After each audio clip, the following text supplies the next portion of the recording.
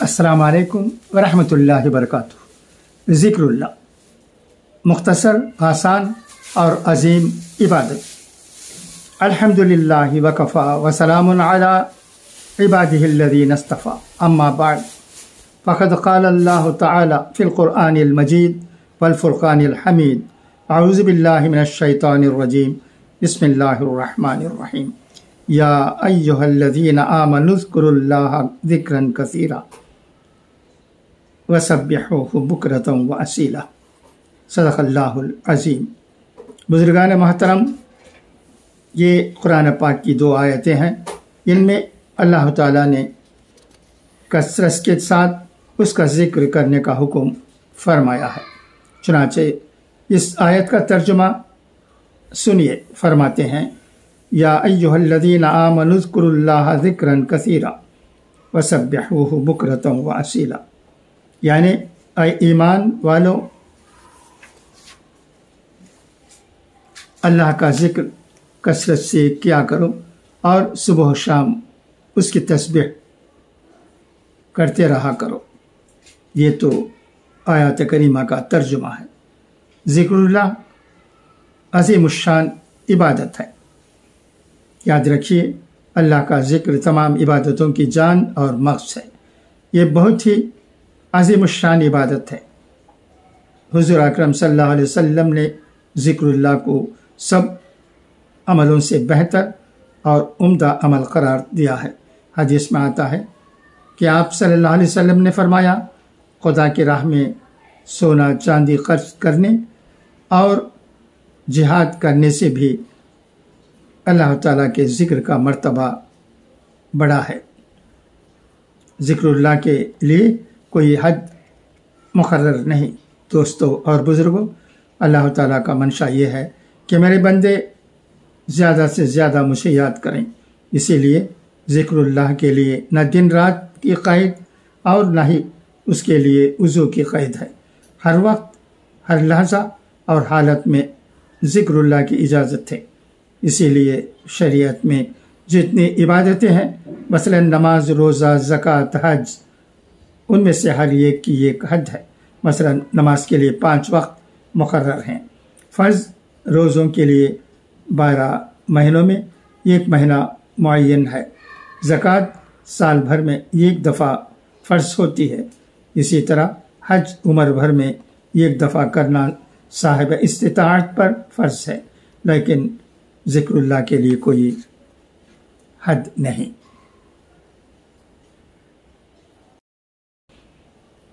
अल्लाह का ज़िक्र हर हाल में जारी रखें। इससे मालूम हुआ कि अल्लाह ताला की मर्ज़ी ये है कि बंदा अल्लाह का ज़िक्र चलते फिरते, उठते बैठते हर हाल में जारी रखे। और हुज़ूर अकरम सल्लल्लाहु अलैहि वसल्लम की भी यही हालत थी कि आप सल्लल्लाहु अलैहि वसल्लम हर हालत में अल्लाह का ज़िक्र अपनी ज़बान मुबारक पर जारी फरमाए हुए थे। हदीस पाक में है कि हुज़ूर अकरम सल्लल्लाहु अलैहि वसल्लम फरमाते हैं, अल्लाह का ज़िक्र इतना करो कि लोग तुम्हें दीवाना कहने लगे।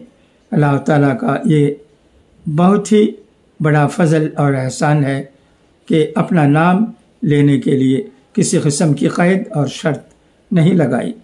जिस हालत में जी चाहे बेतकल्लुफ़ उसका नाम लेकर ज़िक्र कर सकते हैं, सिवाय चंद ख़ास मौक़ों और चंद हालात के कि उस वक्त ज़बान से ज़िक्र करना खिलाफ अदब है। गरीब से लेकर अमीर तक और आबिद ज़ाहिद से लेकर फासिक व फाजिर तक हर शख्स को बेतकल्लुफ़ ज़िक्र करने की इजाज़त है, वरना हक़ ताला शानहू की अज़मत और शान जलाल का लिहाज करते हुए हमारी ज़बान अगर 7 समंदर के पानी से भी धोई जाती तब भी उनका नाम लेने के काबिल न होती। किसी ने क्या खूब कहा है, मिश्क और गुलाब जैसी खुशबूदार चीज़ से 1000 मरतबा भी अगर मुंह को साफ करके अल्लाह ताला का नाम ले, तब भी अल्लाह ताला का नाम लेना उसकी शान में बड़ी गुस्ताखी है। مگر اللہ تعالیٰ کی شان رحمت کو دیکھیے کہ اس کا نام لینا بندوں پر کس قدر آسان فرما دیا۔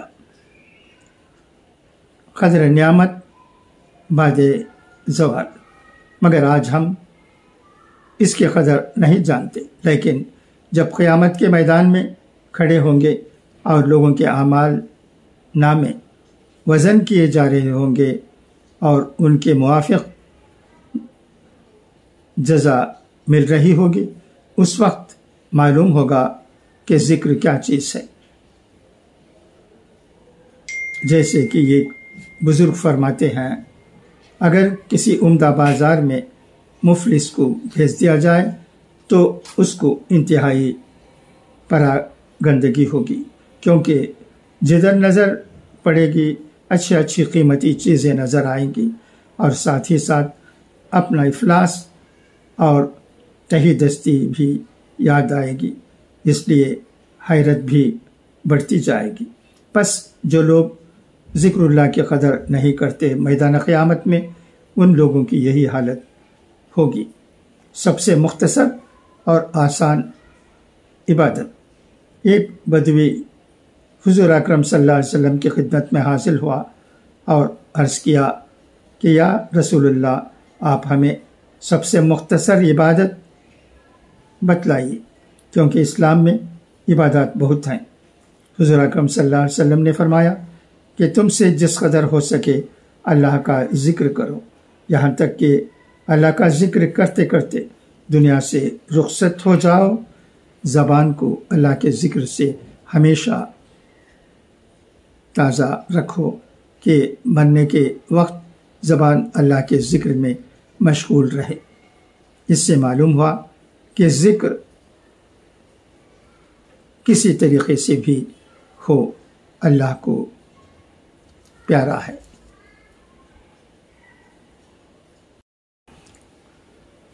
سب سے افضل ذکر، اللہ تعالیٰ فرماتے ہیں کہ جو شخص مجھ کو تنہائی میں یاد کرتا ہے میں بھی اس کو تنہائی میں یاد کرتا ہوں، اور جو شخص مجھ کو کسی مجمع میں یاد کرتا ہے تو میں بھی اس کو فرشتوں کے مجمع میں یاد کرتا ہوں، اور جب تک اس کے ہونٹ میری یاد میں ہلتے رہتے ہیں وہ اللہ تعالیٰ کا ہم نشین رہتا ہے۔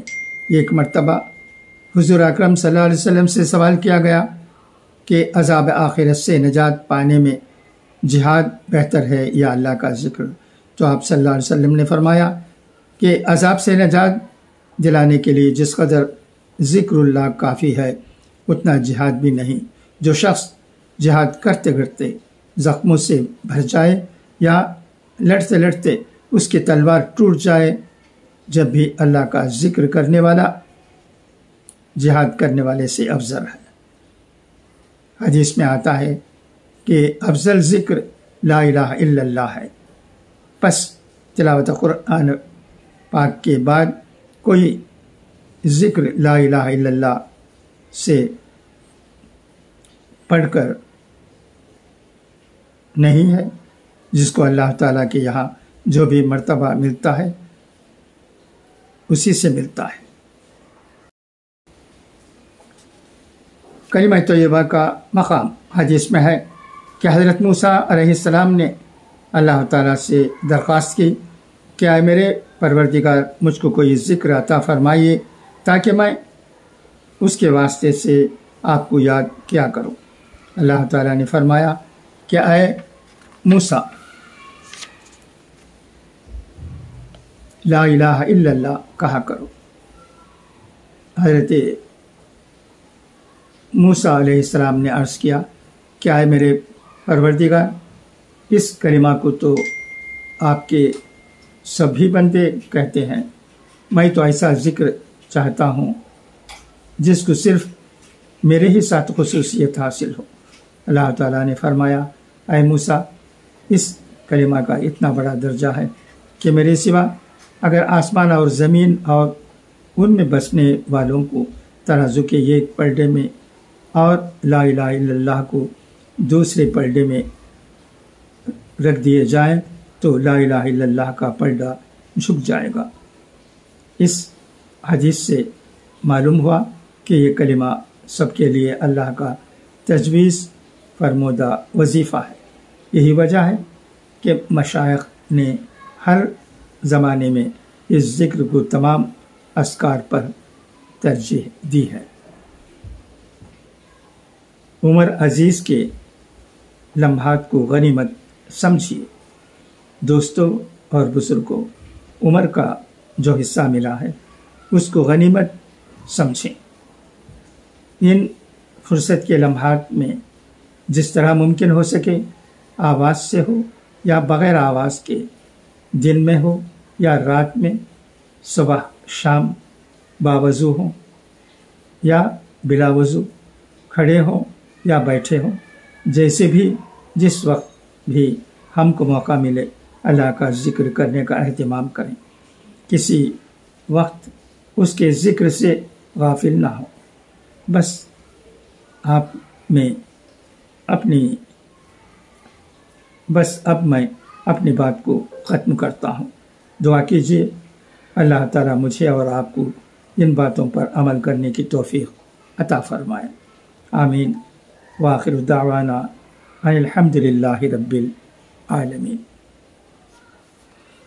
اگر آپ کو یہ بیان پسند آیا ہے تو اسے زیادہ سے زیادہ لوگوں میں فارورڈ کیجیے گا تاکہ اس کے بارے میں ان کو بھی جانکاری پیدا ہو جائے اور وہ اس عمل میں لگ جائیں۔